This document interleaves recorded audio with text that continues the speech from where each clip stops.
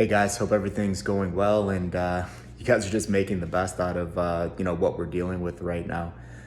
Today I want to talk to you guys about looking inside and self-assessing before we go outside and coach. And at OPEX, we're big believers in you must experience fitness all in, right? You must experience, doing OPEX sustain work before you prescribe OPEX sustain work.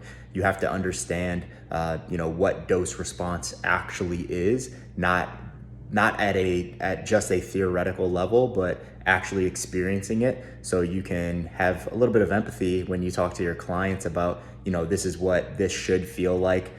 These are some challenges that you may experience, so on and so forth.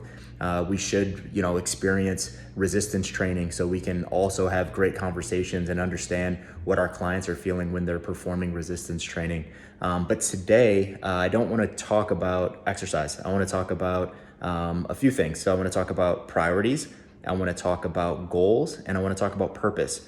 So when we consult with our clients, we're always digging in and we're trying to figure out what are their priorities, what are their goals, and what's their purpose. And then we can generate an outcome or a plan to get them there.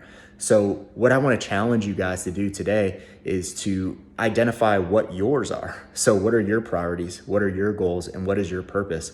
So, the priorities and the goals, we can get there fairly quickly. The purpose that's a more challenging thing to get to. And I've noticed over the years with a lot of my clients, when I ask them that question on what their purpose is, there's crickets a lot of the time, because as human beings, we're naturally resistant to committing to something, right? Especially when we're asking someone, why are you alive? Like, why are you on this earth?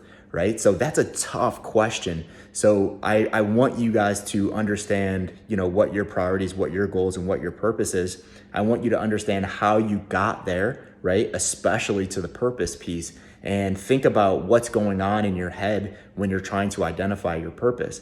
And we have to experience those things before we can help our clients get there. So think about that, identify what those three pieces are for you, understand how you got there and how difficult it was to get there. And as you do that and you go through this exercise, be okay with these things changing, right? Like, your purpose may be different 12 months from now than it is today. And that's okay. You have to be okay with being agile and shifting. So go ahead and figure those things out for yourselves. And I guarantee that you're going to be a much better coach and a much better consultant when you've actually experienced the process of getting there. Thanks, guys.